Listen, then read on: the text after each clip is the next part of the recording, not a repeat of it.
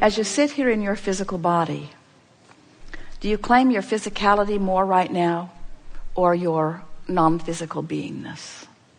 Which feels more like you? And yet here you are in these bodies, clumps sitting individually, flesh, blood, and bone, manifested, having become. Others can see you and hear you and smell you. They can feel you. They can taste you. In other words, with their physical senses, they can observe you. They can catalog you and pigeonhole you. They can define you. They can discover you. They can label you. They can identify you.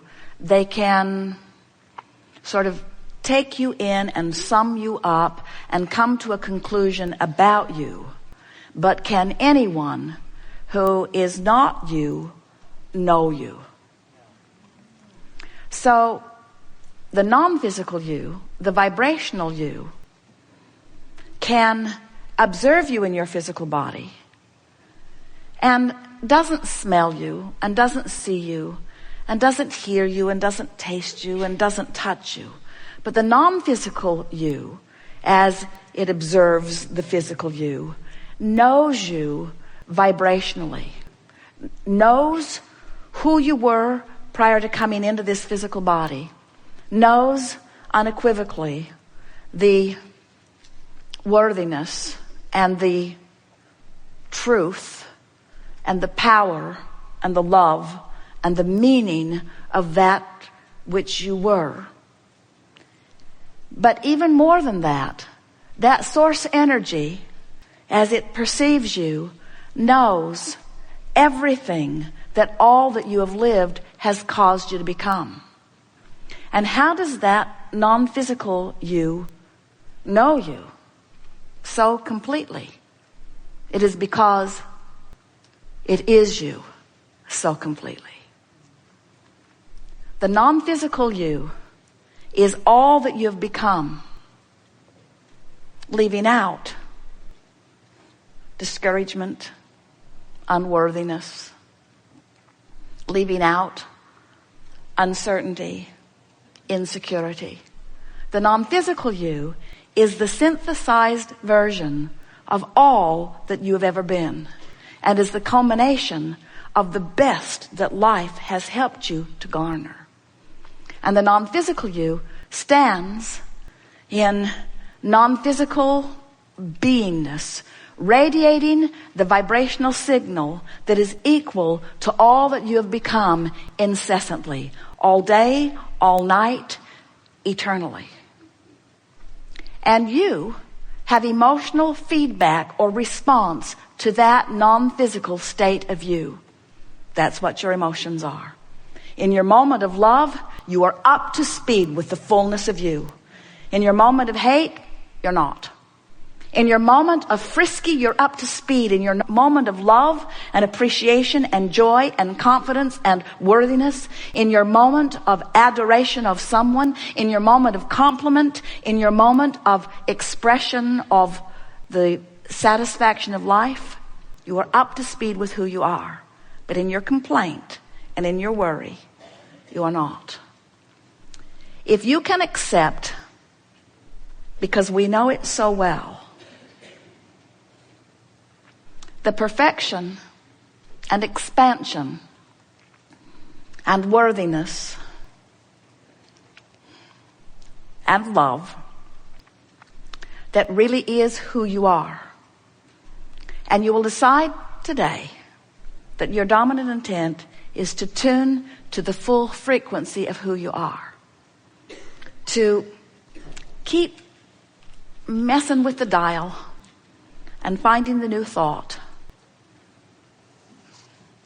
to do another focus wheel, to lie in your bed and bask a little more determined, to speak less frequently and think and feel more often, to find moments of quiet reflection and make it an important part of your day, to look into the eyes of everyone you meet for something positive that you want to reflect back to them vibrationally, without speaking, maybe with words.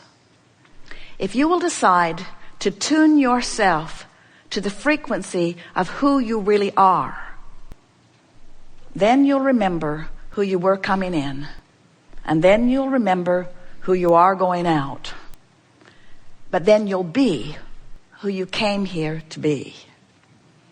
You came to be all that you are, not a pinched off, fragmented version. You did not plan on insecurity. You planned on confidence. You did not plan on anger and hatred. You planned on love. You did not plan on step 1 being your career. You planned on step 1 inspiring your expansion. You planned on making step 3, the allowing, the going into the vortex, your career. You are magnificent beings, and it has been so fun to devour you vibrationally. We have gathered that which you are. We have felt the fullness of you. We've watched you launch rockets even while we've been here today. But most of all, we have explored the details of your individual escrows, and we stand in delight at that which you have become. What do you want to talk about? It is our promise that we will do our best to stand inside your vortex and call you this way. And if you are too far from the vortex, you won't hear us. We'll just annoy you. So we won't call you forward at all. If you're too far from the vortex, it will be annoying for you and annoying for everyone who's listening in.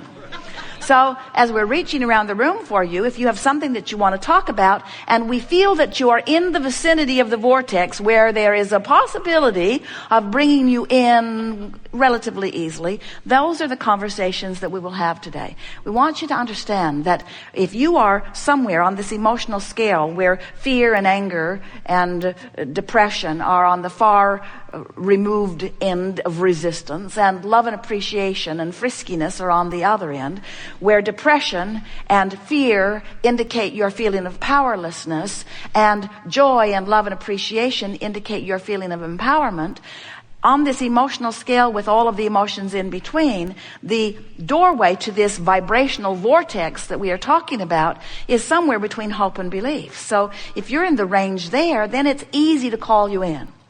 So, most people offer most of their vibration in response to what they are observing.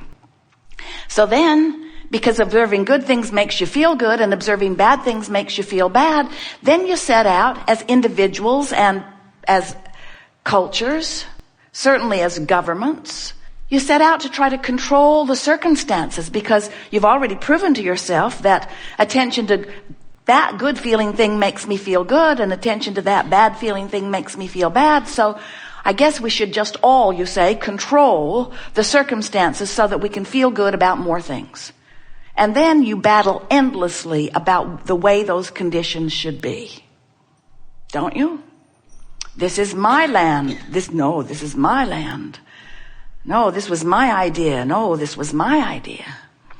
And as you scramble around battling with one another without even meaning to, you hold yourselves outside of your vortex of creation, and you disallow by your attention to what is everything that you've put there, everything that you own, everything that you deserve, everything that you're worthy of, everything that's queued up for you, everything that has been assembled. All the cooperative components to everything that you've been asking for have already been assembled. You're the only missing component. And you can say to anyone who asks, I was doing it the hard way for so long. I was standing in the midst of uncontrollable circumstances, and in my effort at controlling, I was losing myself. And then I discovered one thing I could control. I could like my pillow before I went to sleep. I can do that. I could bask my way to sleep. And then I discovered I could appreciate for 2 or 3 minutes when I first woke up, before my feet hit the floor and before everything started happening around me. I discovered that I have the power to set my own tone. And at first, I had to do it in the privacy of my bed when no one else was awake. But I just got better and better at it, until in time, I can be standing right in the middle of a really upsetting situation, and I can choose a bask asking thought because I don't have to face reality. I create reality. I don't have to take what is. I can control the way I feel. I can love unconditionally. I'm powerful enough to do that. And you know, the reason that you were so upset when you first sat down is because the larger part of you knows that, and you just can't stand it when you don't do it, you see.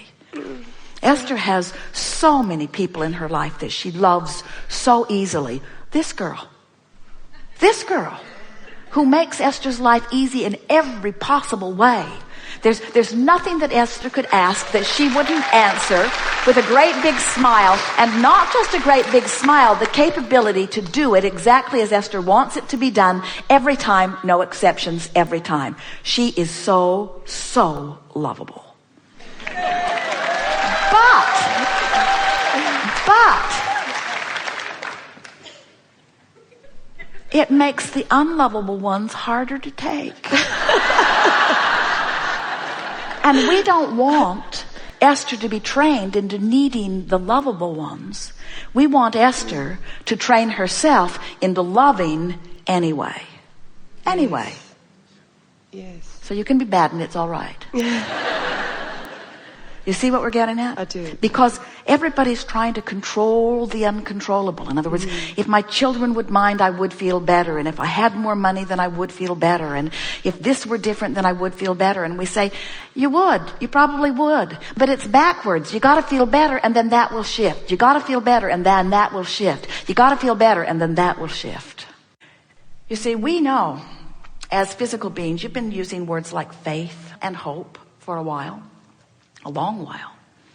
And we want you to understand that what the true accomplishment that a feeling of faith or hope will give you is it causes you to distract yourself from beating the drum of what is.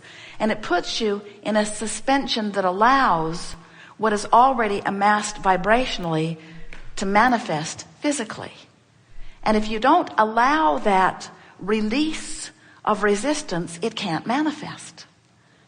We get it that you can't look at a situation and really define it differently than it is. There's too much fact, too much evidence, too many others focused upon it and pointing at it in the same way. We get that.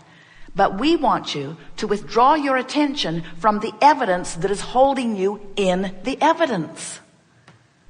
We want you to stop holding yourself in the evidence that is less than you want and allow yourself to flow freely into the vibration, and we promise you the evidence will follow. Inside this vortex is who you eternally are and where you ultimately will return. We just don't think you should have to croak to get in the vortex.